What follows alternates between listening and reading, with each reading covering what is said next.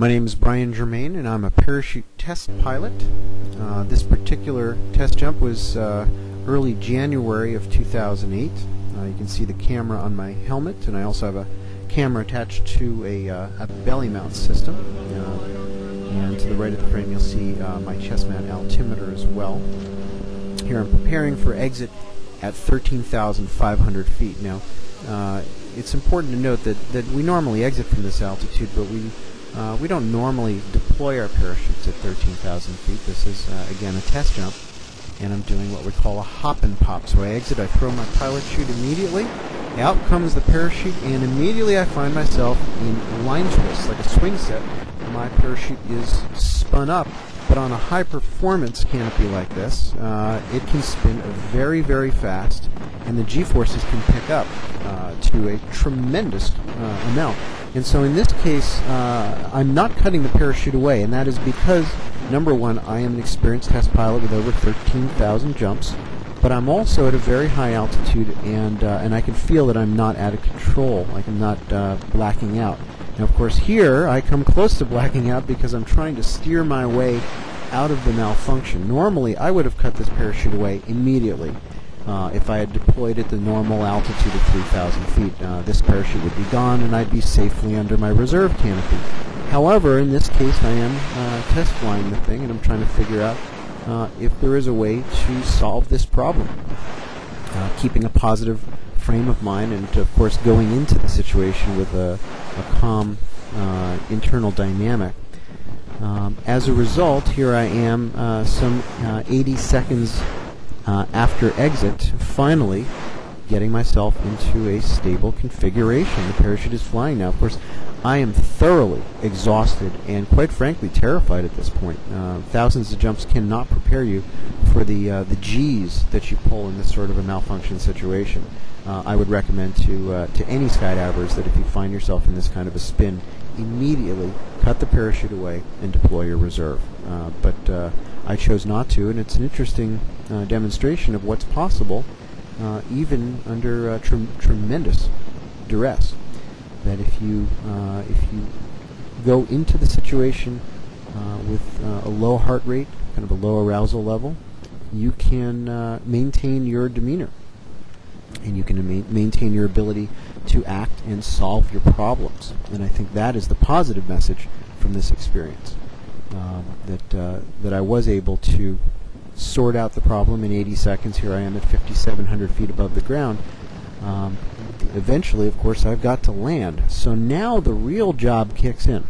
This is the most important part. How we initially react to fear, to adrenaline, is, to me, not the most important part. The most important thing, to me, is what we do once we feel the fear. Do we take the time, as I'm doing right now, to take deep breaths, slow down, kind of looking for traffic here, but I'm also in very deep brakes. I've slowed the situation down, reducing my airspeed, reducing my descent rate, and trying to reduce my internal speed, the speed at which I'm thinking. I'm looking out at the horizon, trying not to look around too much, relaxing my muscles, catching my breath. And what starts to happen then is the change that has occurred inside my consciousness and inside my brain is now starting to go away, that I'm going back into a more normal state. But it takes time. The more adrenaline we experience, the longer it takes to kind of come down off of all those drugs that are given to our system. So I think that is a very important message, that we all must learn how to calm ourselves down to the best of our ability, so that we can live our lives, so that we can expand our solution set and become who we want to be in the world.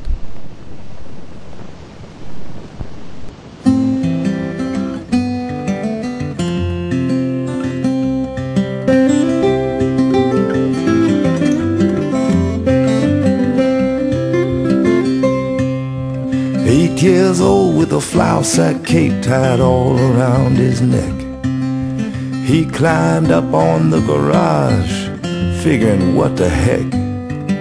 He screwed his courage up so tight the whole thing came unwound. He got a running start and bless his heart, he headed for the ground.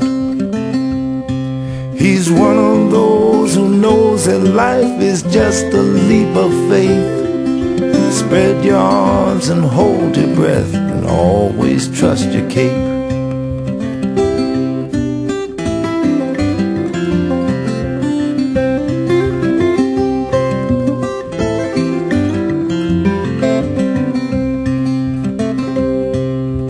All grown up with a flour sack cape tied all around his dreams.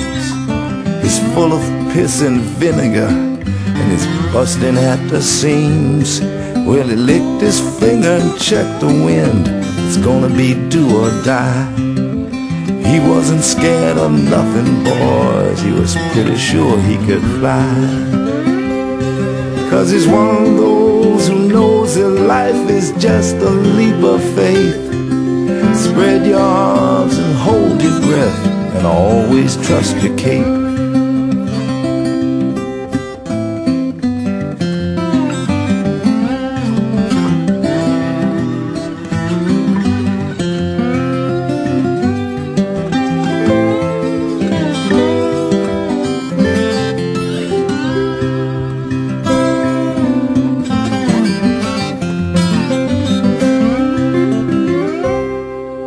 Now he's old and gray with a flour sack cape tied all around his head.